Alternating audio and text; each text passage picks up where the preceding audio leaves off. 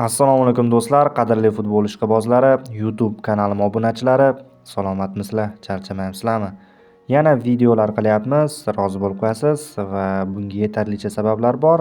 Sababi Jahon chempionati saralash o'yinlari oldidan bitta katta video qilishga qaror qildik. O'zi ancha bo'lgandi katta video qilmayotganligimizga va kanalda post qo'ydik, Jahon chempionati saralash haqida deb va mana shu videoni tayyorlayapmiz. Osiyodagi mana shu guruhlardagi holatlar haqida to'xtalamiz. Terma jamoamiz haqida va atroflicha mana bu oldindagi o'yinlar oldidan tahlillarimizni qilamiz. Tayyor bo'lsangiz, boshlaylik. Keling do'stlar, dastlab A guruhidan boshlasak, har tomonlama, chunki bu yerda O'zbekiston milliy terma jamoasi ishtirok etyapti. 6 ta tur o'yinlari o'tgan va 6 ta turdan so'ng terma jamoamiz 2-o'rinda boryapti. Optimal holatda. Endi nimasi optimal desangiz, to'g'ri, hozir misol uchun Birlashgan Arab Amirliklari 10 ochko bilan quvib kelyapti. 3 ochkolik farq. Bitta turdagi muvaffaqiyatsizlik hamma narsani o'zgartirib yuborishi mumkin. Keyin arablarda to'plar nisbati yaxshiroq ham, misol uchun +8 ko'proq gol urgan va kamroq gol o'tkazib yuborgan. Lekin boshqa tomondan terma jamoamizga taqvim shunaqa keldiki, Qirg'iziston terma jamoasi bilan o'ynaymiz. 5-o'rindagi jamoa qo'shnilarimiz. Oson o'yin bo'lmaydi. Birinchi davrada ko'rdik, Bishkekdagi uchrashuvda qiyinchilik bilan g'alaba qozondik. Bu o'yin farqi uyda bo'ladi, muxlislar effekti ham bo'lishi mumkin va mana shu uchrashuvda yutsak deylik, Eron parallel aynan o'sha kuni Birlashgan Arab Amirliklari bilan hal qiluvchi o'yin o'tkazadi. Ya'ni qaysi tomonlama Eron agar arablarni yutsa, muddatidan oldin keyingi bosqichga chiqadi. 3 ochkolik farq bilan boramiz, to'g'ri. Lekin birinchi yoki ikkinchi o'rin uchun baribir oxirida kurash kechadi, lekin Eron qolganlardan ancha katta farq bilan o'zib ketadi va shu tomonlama Eron o'zini taqdirini hal qilib oladi.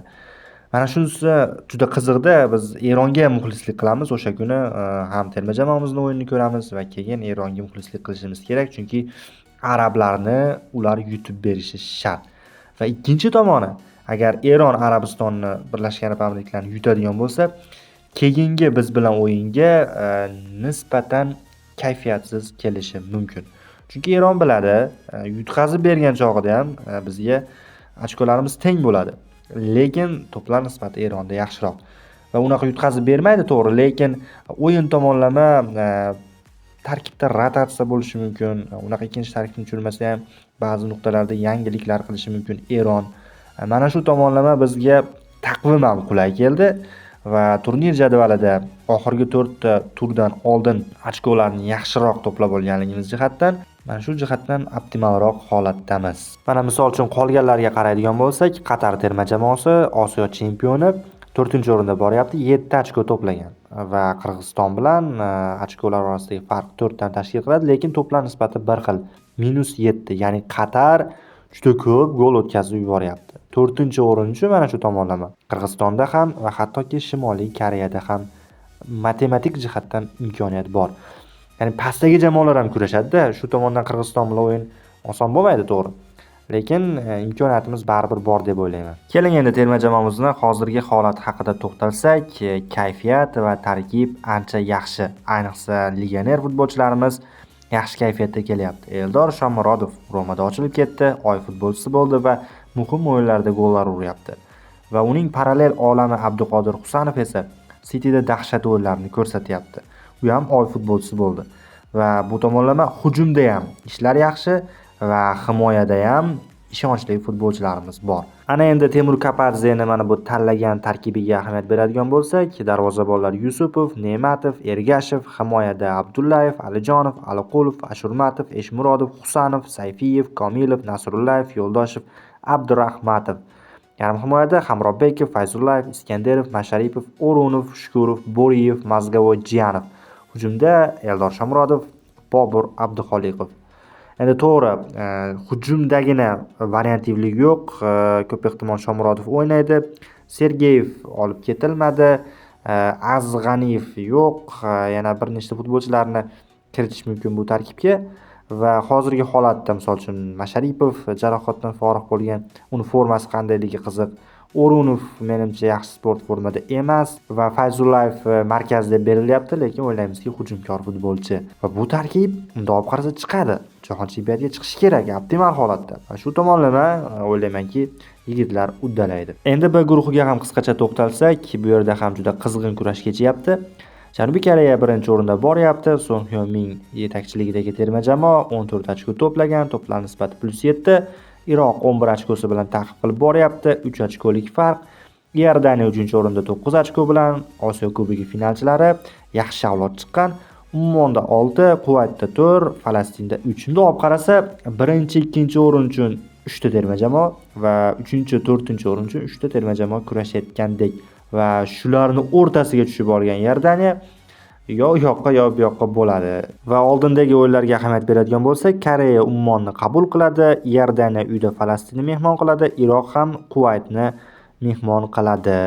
Iordaniyada ham, Iroqda ham yaxshi imkoniyat bor, lekin Falastin va Kuvayt ham yaxshigina raqobat taklif etsa kerak. Bu guruhda ham juda kurash jiddiy tus olgan. Keyingi C guruhiga to'xtaladigan bo'lsak, bu yerda Yaponiya mutlaq favorit va Jahon chempionati yo'llanmasini naqd qilib ulgurgan. 16 ochkosi bor. Bir nechta tur oldin hal qildi menimcha. 22 ta gol urgan, 2 ta o'tkazib yuborgan, +20. Yaponlar 7-turda Bahraynni qabul qiladi. Lekin qolgan o'rinlar uchun kurash jiddiy kechyapti. Misol uchun Avstraliyada 7 ochko, Indoneziyada 6, Saudiyada 6, Bahraynda 6, Xitoyda 6.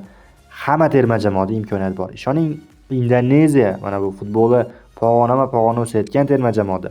Bahrayn ham qaytyapti. Xitoy hozir inqirozli holatda bo'lsa ham yaxshigina imkoniyatga ega. Misol 3-4-o'rinlar ham saqlab qoladi-yu imkoniyatni.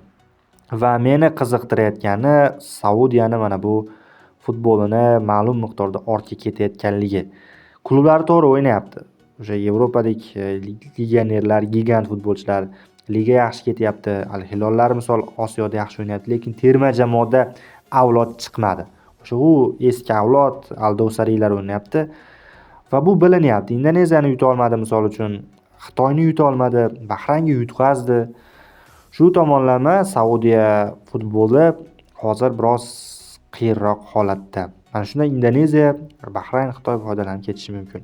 Bu yerda ham kurash juda jiddiy ketyapti. Avstraliya darvoqe keyingi turda Indoneziyaga boradi menimcha va Saudiya Xitoyni qabul qiladi. Endi 25-martdagi o'yinlarga ham e'tibor qaratsak, Yaponiya, Saudiya, Xitoy, Avstraliya, Koreya, Iordaniya, Indoneziya, Bahrayn, Qirg'iziston, Qatar, Eron, O'zbekiston, Kuvayt, Ummon, Shimoliy Koreya Birlashgan Arab Amirliklari, Falastin, Iroq.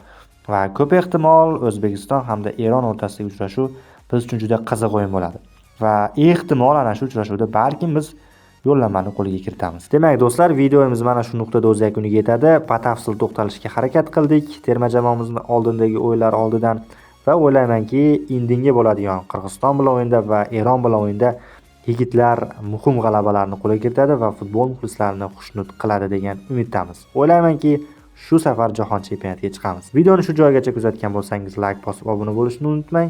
Keyingi videolarda ko'rishguncha xayr.